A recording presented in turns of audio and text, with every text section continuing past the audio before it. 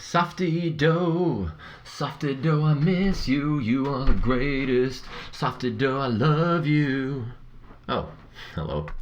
So we're going to be talking about resistivity here. There's normally a great lab we do with this throughout the year. Due to COVID, we kind of have to put that back, so we'll get to it later. But you may have done it in Physics 1. But resistivity is the idea that each object has an intrinsic ability to resist the flow of electrons, to resist that current in a circuit. Okay, and some objects are really bad at resisting. Normally metals such as gold, silver, copper. These are great conductors, very poor insulators, and their resistivity is very, very low. Other items such as like plastics or rubber, these objects have very high resistivity values. Even something like wood has a pretty high resistance. So if we think about resistance itself, resistance being R, which we've been using, well, we can think of the following. A resistivity is a physical property, and the symbol we're going to use for it is a rho. Okay, so it's like almost like the idea of a density, but we're talking about kind of currents here and the ability to oppose them. So it's a little different.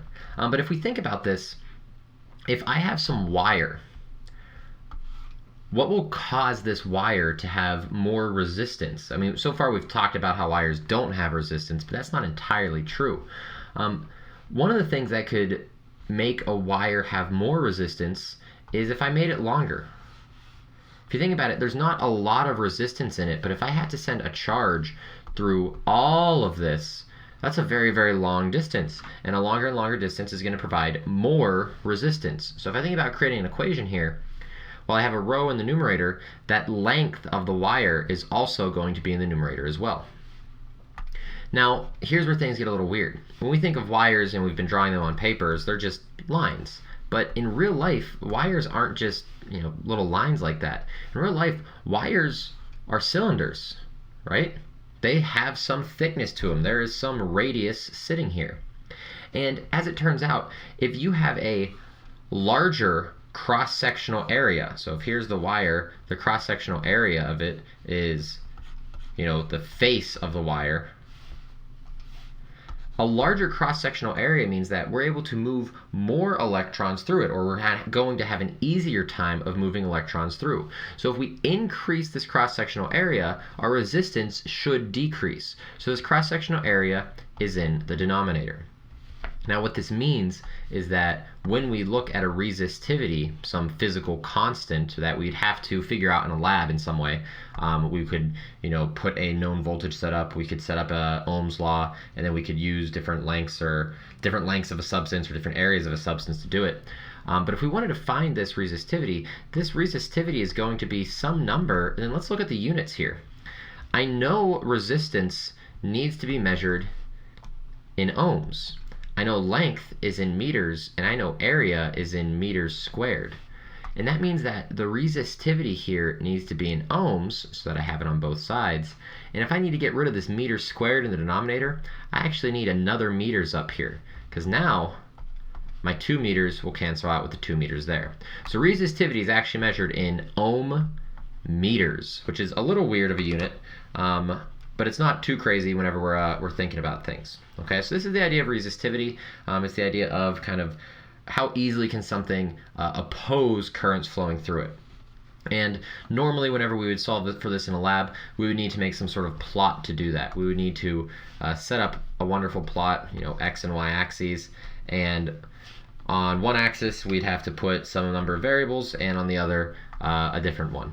So if our equation is R equals rho L over A, one way we could do this is we could say that I could think of this resistance value as Y.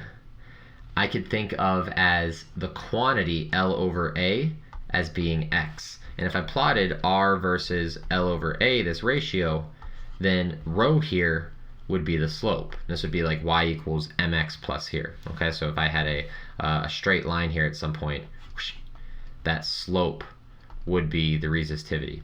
I could plot other things, and that would be totally fine. If I could switch these axes and I'd have 1 over the resistivity. If I only plotted the length here, then I would actually not have a resistivity as my slope. I'd have a resistivity over area. So depending on what I'm plotting, I can get different things. You can plot resistance times an area. So if you did something like this, here's resistance, here's an area, and you got some line here. I'll just throw a generic line somewhere. Probably not the best line. But in this case, R times A, if I brought this A over, would give me an area, and that area would represent rho times L. And if I knew the L, I could go and solve for the rho here. So there's many different ways to kind of plot this up to get what you're looking for. It's just a matter of taking the data properly and being careful with it. Okay, so this is the idea of resistivity. This is the equation that we want to use, R equals rho L over A, and it is very important to remember these units of ohm meters for that. So we are finished.